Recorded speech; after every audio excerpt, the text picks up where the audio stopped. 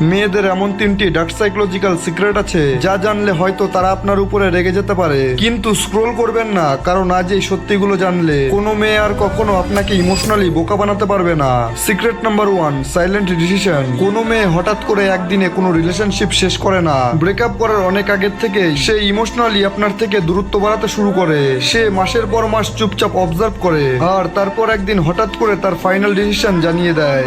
Secret number 2, the victim card. যখন কোনো যুক্তি তর্কে বা ঝগড়ায় মেয়েরা বুঝতে পারে যে তারা হেরে যাচ্ছে, ঠিক তখনই তারা সাইকোলজিক্যাল ভিকটিম কার্ড খেলা শুরু করে আর আপনার পুরনো কোনো ভুলের কথা তুলে এনে পুরো সিচুয়েশনটা এমন ভাবে ঘুরিয়ে দেবে যেন দিন শেষে আপনিই আসল অপরাধী।